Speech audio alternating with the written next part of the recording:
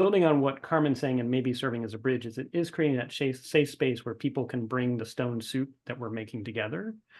But also, how do you take what might be problem admirers or problem holders and find the space, as you were talking about, the energy to encourage people on their own to intrinsically want to be problem solvers as opposed to you giving them the solution. And so I really liked what Carmen was saying. And I think that is key. I talk about a congregation because my father was a Methodist minister, but how do you, the congregation? Oh, that explains something. 100%. What does it explain? What does it explain? Indeed. I recognize I became my dad. My dad's skill sets were healing fragmented congregations and capital planning. I parachute in, and he also, my mom was Catholic before she agreed to marry my dad. So I saw what that meant to give up her faith to become Methodist. I also saw that my dad, when I was in elementary school, got assigned to a church that was jointly Methodist, Presbyterian, and Episcopalian at the same time. So he was card carrying of all faiths for a while. So when people say, like, how can you be a nonpartisan? I'm like, kind of grew up that way, and that people at the end of the day generally mean well if you get down to what do they truly believe. It's just differences in how they worship. Oh, interesting. So you see it politics as religion? No. Well, one, I don't do big P politics, but I think at the end of the day, people say nowadays nonpartisan seems to be a dirty word, and I'm like, no.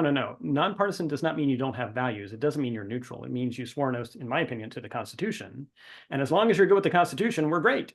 But it's a loyalty to the Constitution first, as opposed to a party first. And so what I realize is that when you get down to brass tacks as to what people value and what they hold true, make it more what are the actual values they hold, as opposed to the moniker of I'm part of Team A or Team B.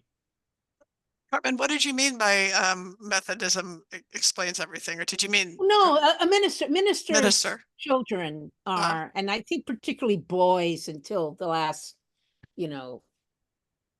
several decades, when women now are clergy as well. But there's just a classic profile for ministers. And you fit it, David, apparently. I've heard teachers are extremely nice or extremely bad. I'm somewhere in the middle. One of them is they very much want to do well. I mean, they feel, this is what I've heard them say. They feel that people expect more of them because they're the son of the minister. And so that just puts a level of pressure and expectation on them that is, challenging to handle in life. You can please correct me. No, you're absolutely spot on. I mean, the way I jokingly say this, everyone in the congregation knew who you were, and everybody was watching you. That's a lot. And again, it's a lot. And the other thing is, of course, there's what people perceive the minister is, but you, of course, see the minister on a day-to-day basis, and you realize they're human. And so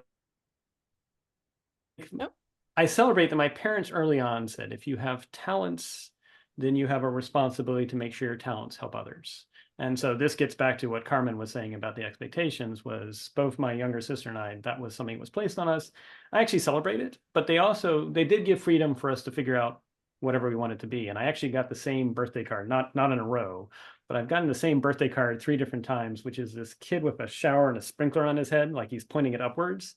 And it says, son, we never quite knew what you were doing, but we're proud of you all the same. And so I think, but I guess. What part of the country did you grow up in? I grew up in Tidewater, Virginia. So he was in the Virginia conference. And again, because, different faiths move you around different times. His skill set was healing fragmented congregations and capital planning. He would inherit a church that for whatever reason needed some healing. You had to be active.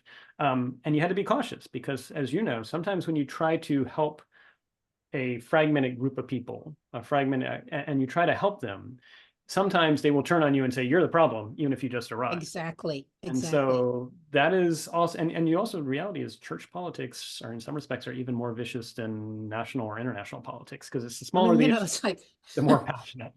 We can ask ourselves the question, which is worse, church politics or academia? There's a reason why I got my PhD, and quickly the point, I was told I was throwing my life away when I got my PhD and did postdocs and then raised my hand to go to Afghanistan.